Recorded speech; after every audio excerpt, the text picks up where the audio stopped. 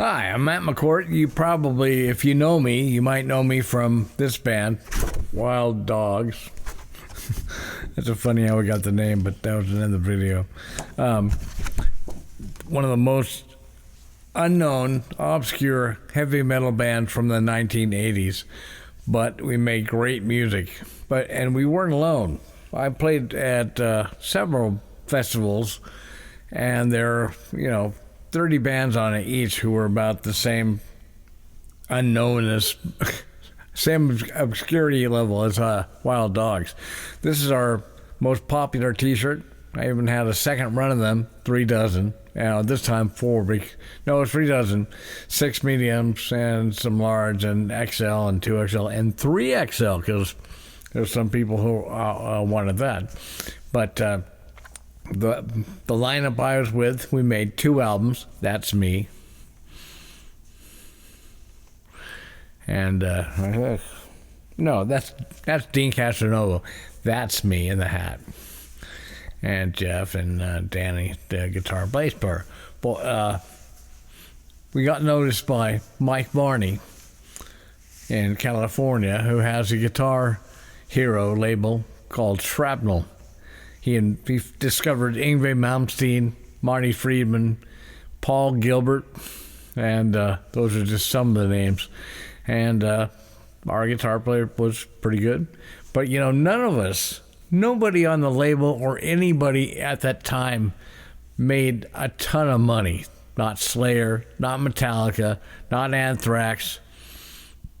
And what they did was their label put them on tour. And the label that we were on, did not do that, so we didn't accrue any debt. And anyway, that's just all there is to it. It was a short-lived couple of years that we really had a great stronghold in Portland. It was new, 1982, and Metallica hadn't really broke yet, and always took years, a decade later. But that one took on pretty quick. The Slayer, Metallica. I come from the punk scene, so that really wasn't new music to me. It was just different. It was like punk rock with long hair. And that pretty much killed. There was a big crowd, and Metallica pretty much divided. It's like Trump, divided the people in half. This half goes here, that half stays the same. And never recovered. But for a while, we had sold-out shows at the Pine Street. We played there first. Mr. Al Salazar was a great guy. And this place had chandeliers and hanging lamps. It covered the ceiling. And also all along the walls was, antlers. It was like a hunting club with a light store in it. But we had some really good shows there. And Mark Hallison, who later on owned California Camera Car Company. That's a car that's set up, and trailers that's set up for film rigs, so you can put a camera on it and tow the car. If you ever watch Chips, no motorcycle is going to ride right next to somebody that long and never seem to wobble. It's on a trailer. But he shot us for Portland Music Television. Cable access showed that we were on every day, it seemed like. They were really short on programming. And every time I turned on the TV, a show from the Pine Street was there. Later on, he had me come and host the shows. And that's about 1983.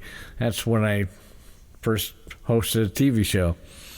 And it took me 10 years to get into producing and taking the classes. But that, video and cable access really changed my life. And but the Wild Dogs is, it's fun. We didn't set out to be a band. Not at all. It was, I was playing with Jeff and Pete Holmes on drums and Mike Landauer, Mick Zane from the band Malice, I played bass with them. They became the Ravers for a few gigs because the drummer shot somebody and the bass player, I think he went to Seattle. And so we couldn't finish out these gigs. And so I thought, these guys will do it. And we did. That's how when the fall came, Jeff Horton asked me if I wanted to come and record. And I said sure, because I always had song ideas, ready to go. I've always written songs like that. Lately, I think I've just run out of stuff where I write something, I go, it sounds just like something else. But I've had some experiences over the last 3 years that could be something to draw on lyrically, because I was starting to be a good song storyteller. That people still remember the stuff I did in the 80s. It's nostalgic. It makes people feel like they're back in high school. But we're not. Hence my hair was a lot longer in high school and grade school until it got blown off by a flat spot. That's a funny story. I was in a band with a guy named Joe Fazzolari and Mike DeBellis on guitar. And we were like, we wanted to be like Kiss and have, pyro. And I bought a little flash pot from the magic store downtown and put some gunpowder in it. And he put a little wire between the two. It's basically an extension cord in a tuna can. And he put a little one strand of wire. And when you plug it in, that catches on fire and lights a gunpowder. Well, I was going to do it in my basement here. I'm like 17 years old. Great summer for me until this happened. The band was called Snapper. I'll get back to the story. And I saw a sign at this lawnmower repair place down by my, close to my house. And I thought, there's a band name. We'll go steal the sign, become Snapper. And so I did, not thinking that people had already heard of a lawnmower with that brand name, but they did.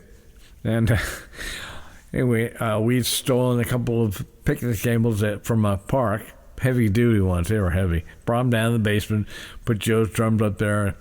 I'm putting the gunpowder in this flash pot, and I hear giggling, and then poof. All of a sudden, my hands go, I watched fire come up to my eyes. It burnt my eyelashes, burnt my eyebrows, and probably couldn't tell. And my hands had no skin. I came upstairs, my face was completely black, like Wile E. Coyote or Elmer Fudd in the cartoons. My mom said, I told you, don't tell me now. So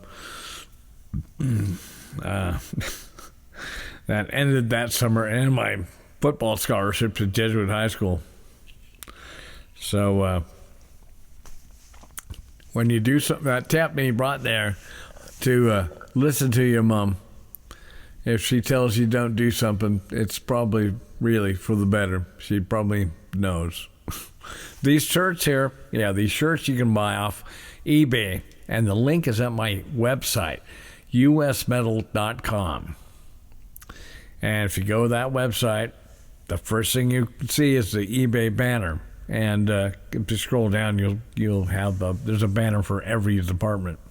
I've been in 15 bands that have put out material, and that's in another part of in the band section. But it'll take you right here to buy CDs by Wild Dogs, Dr. Mastermind, and I did an album called Burned Alive with the thrash band Mayhem in the same year I did the Dr. Mastermind. And the music's on CD, not vinyl, and the t-shirts are on cotton, not plastic. That was actually a question. It says Wild Dogs CD, and somebody said, is this vinyl?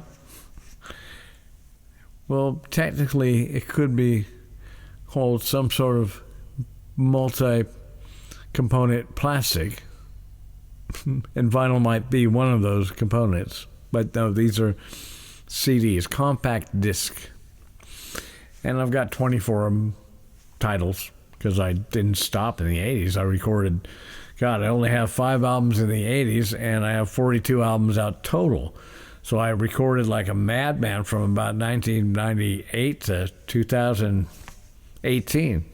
They're all there. I'm Matt McCourt. I'll see you later.